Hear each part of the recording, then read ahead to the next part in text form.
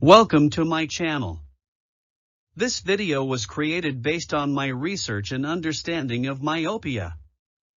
It also covers hyperopia, presbyopia, and astigmatism. People with myopia often ask, is it possible for myopia to be reversed? Ophthalmologists and optometrists are most likely to tell you that currently, there is no way to reverse myopia. They may also tell you that myopia usually occurs due to progressive structural changes in the eyes. These changes cannot be reversed. However, the fact is that there are many cases indicating that people indeed successfully reversed myopia.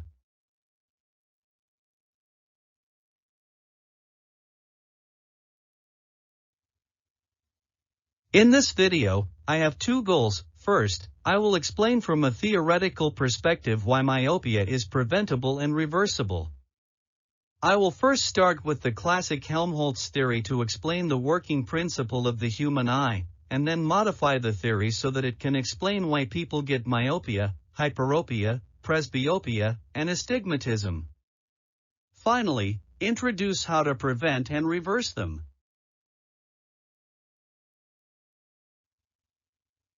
First, let's take a look at how the human eye works. When we look at an object, the light reflected by the object passes through the transparent front layer of the eye, called the cornea. The cornea bends light rays before they pass through the aqueous humor.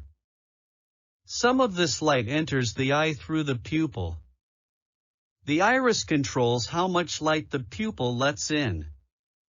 The light passes through the pupil to reach the lens behind it. The lens adjusts its shape to bend and refocus the light to ensure the image on the retina is clear. All the different parts of our eyes work together to produce images that our brains can understand. Refractive errors occur when any component fails to meet the correct relationship. The main determinants of refractive errors are ciliary muscles, the crystalline lens, and the axial length of the eye. The conventional explanation of how near and distant objects come into focus is based on the accommodation theory of Helmholtz. According to the anatomy of the human eye, to have clear vision to see objects at various distances, the lens of the human eye must change shape to help bring images into focus on the retina. Imagine that an elastic lens is suspended on a circular ciliary muscle ring through a group of zonule fibers. Helmholtz suggests that the changes in the diameter of the circular ciliary muscle during accommodation are responsible for the change in the shape of the lens. When observing near objects, the contraction of the circular ciliary muscle relaxes the zonule fibers, causing the elastic lens to increase the curvature and thicken the lens. As a result, the refractive power of the lens increases, allowing it to produce clearer images on the retina.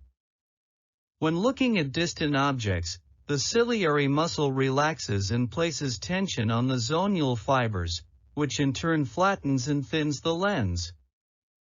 This change reduces the refractive power, which makes images of distant objects clear. Assume 6 meters and beyond are considered distant. Then the Helmholtz theory tells us that seeing objects 6 meters away clearly is the nature of the eyes, and it is a state of relaxation that does not require accommodation. Therefore, people concluded that myopia has nothing to do with the ciliary muscles. If you cannot see a distant object clearly, something else must be wrong. So, accommodation theory can explain how the human eye works, but cannot explain why some people have myopia.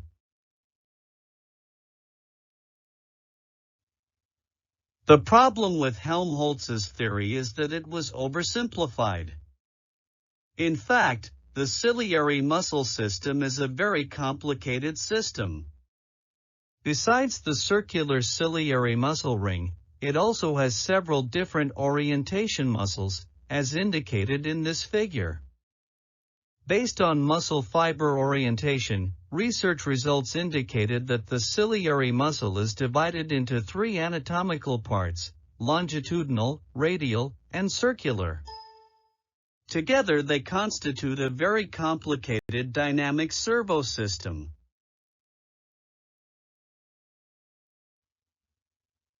Personally, I suggested using this modified figure to explain how the human eye works. Compared with the figure we use for the accommodation theory, the modified figure added back the radial ciliary muscle.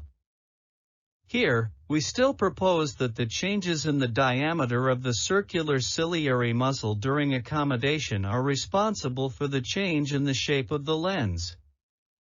But the difference is that the control force is not the circular ciliary muscle alone, but the collaboration of both radial ciliary muscle and circular ciliary muscle. When observing near objects, the radial ciliary muscle relaxes while the circular ciliary muscle contract. This relaxes the zonule fibers, causing the elastic lens to increase the curvature and thicken the lens.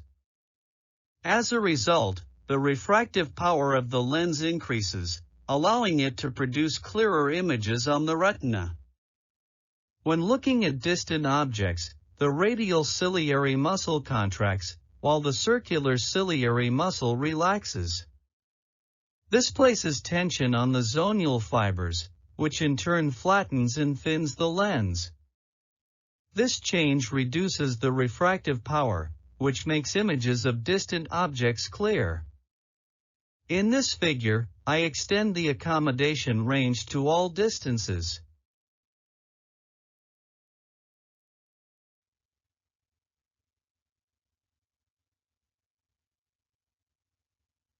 This diagram shows the difference between Helmholtz's accommodation theory and modified Helmholtz's accommodation theory from another perspective.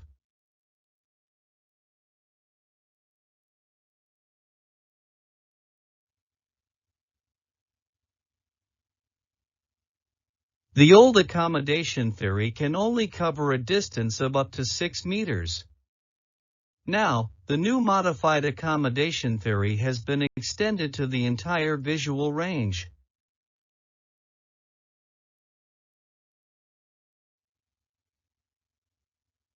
According to the modified accommodation theory, a weakened ciliary muscle system can lead to 3 possible refractive errors.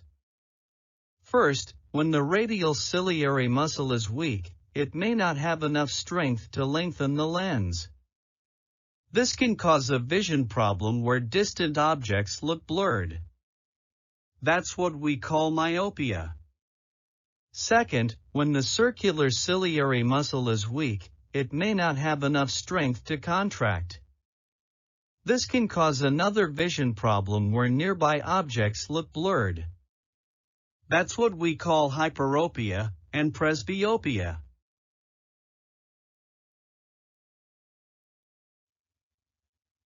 Third, when the radial ciliary muscle is weak in some directions, for example in the horizontal direction, this will cause an imperfection in the curvature of the lens, which causes blurred vision.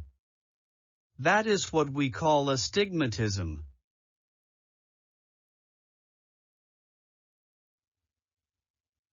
Now we see that a weakened ciliary muscle system can lead to myopia, hyperopia, presbyopia, and even astigmatism. If myopia is caused by a weakened ciliary muscle system, it is called refractive myopia.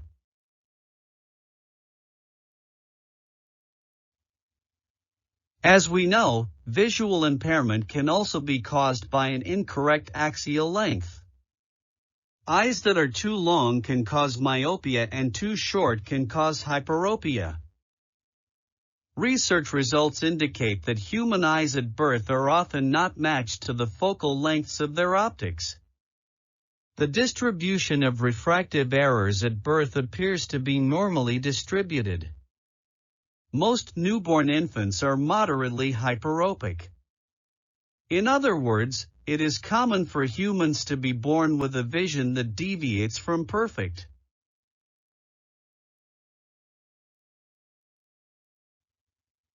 After birth, during the growth of the eye, the axial length of the eye and the refractive power of the eye will gradually be accurately matched under the guidance of vision.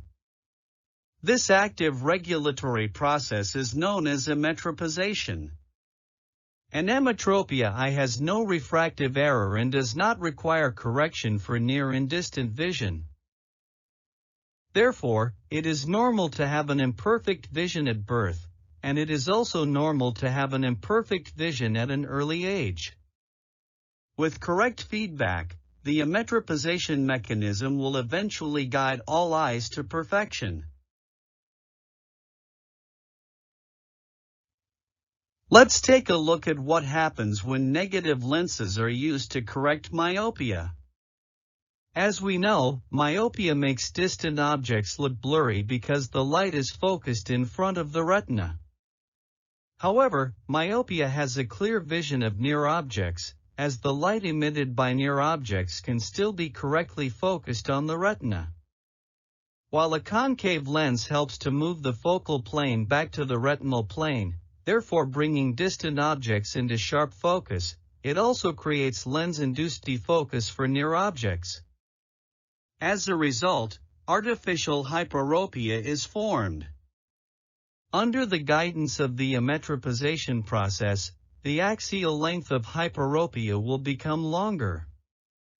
A longer eyeball is a more myopic eyeball. Thus, corrective lenses of increasing negative power are required to help see distant objects clearly. This becomes a vicious circle, leading to a condition called progressive myopia, a condition that the degree of myopia will worsen year by year.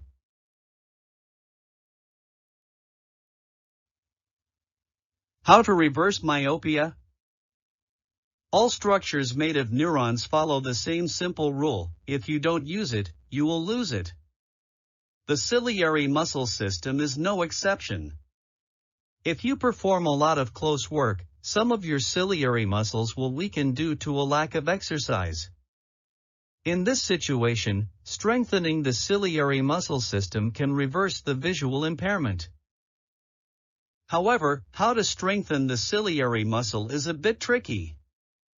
First, the ciliary muscles are smooth muscles that theoretically cannot be consciously controlled. Fortunately, the ciliary muscles behave like a hybrid system, which contains a small number of muscles that can be consciously controlled. Second, you cannot consciously control the ciliary muscle system while the accommodation process is running. Therefore, the ciliary muscle strengthening process includes two steps: 1. Stop the accommodation process, and 2. Exercise ciliary muscles. This is what you need to do. Select a stationary object as the focus target, and then gaze at the object. When you focus your gaze on a stationary object, the accommodation process is paused. Now try to consciously control your eyes to make fine focus adjustments. It is like you are not satisfied with the autofocus results of the accommodation system, and you try to make your own manual fine-tuning. Your purpose is to train the entire ciliary muscle system by pulling these small amounts of muscle fibers that can be controlled voluntarily. By consciously stimulating the ciliary muscles, you intend to remind your body that you need the muscle system to become stronger. The entire training process lasts only a few seconds. As for how many times a day, that's entirely up to you. Remember, you need to give your body time to strengthen muscle fibers. It may take several weeks or months for you to feel the improvement in your vision. Overall, this method costs nothing, takes no time, just a few seconds each time, and you can do it anywhere you like. How to choose the distance of the object? I personally think it doesn't matter. However, to be on the safe side, I suggest choosing both: an object of 6 meters or more, such as a clock on the wall, and an object close by, such as the book you are reading. In theory, this method should be suitable for most people, whether you are myopia, hyperopia, presbyopia, and astigmatism, as long as it is caused by a weak ciliary muscle system. Another possible benefit of this method is that it also pulls and presses the eyeball. This may help the emmetropization mechanism adjust eyeball shape and axial length to achieve emmetropia. For people with good eyesight, if your occupation or scholarly studies require you to do a lot of close-range work, this method will help you prevent myopia. I promote this method to everyone as a preventive method, and I firmly believe that if you can make this eye exercise a daily habit, your eyesight will be improved to a higher level. Best of all, you have nothing to lose, only gain.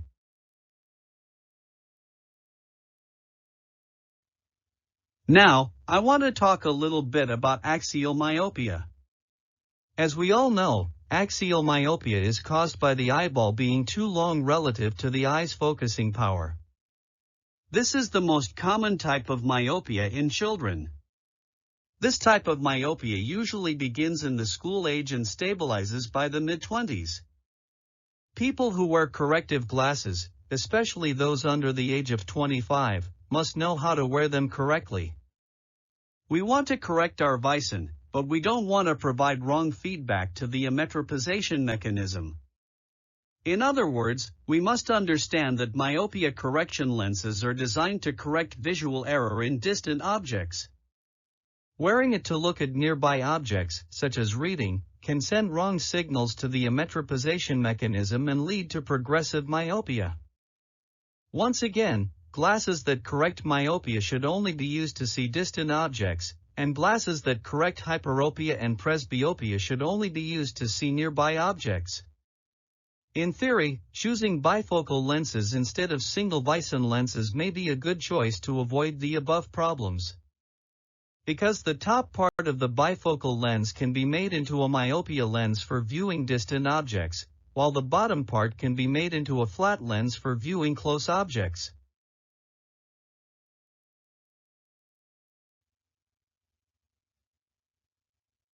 At the end of this video, I will use my personal experience as an example. In 1979, when I was a second-year student in university, I noticed that my vision began to blur. I went to see an ophthalmologist. She checked my eyes and told me that I had myopia. She suggested that I wear glasses. Since I don't like wearing glasses, I decided to see if I could fix this myself. I used the method described above and to my surprise, my problem disappeared. Since then, whenever I find my vision starting to blur again, I will do the eye exercise and the problem will go away. However, in 2007, I had the second eye exam of my life. The ophthalmologist told me that I am not nearsighted, but I have early presbyopia. He told me that presbyopia is caused by aging and cannot be reversed. He prescribed a pair of reading glasses for me. Once again, I decided to try to fix the problem myself. Before my presbyopia, I only did eye exercises when my vision became blurry. After presbyopia, I started doing eye exercises every day.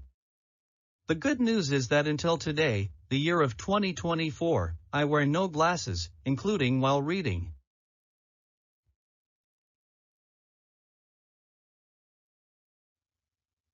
According to the theory introduced in this video and some personal experience, all signs indicate that myopia can be prevented and reversed. The key to preventing myopia is the eye exercises introduced in this video. Make it a daily habit and start with the child. Remember, prevention is very important, because prevention is much easier than reversal.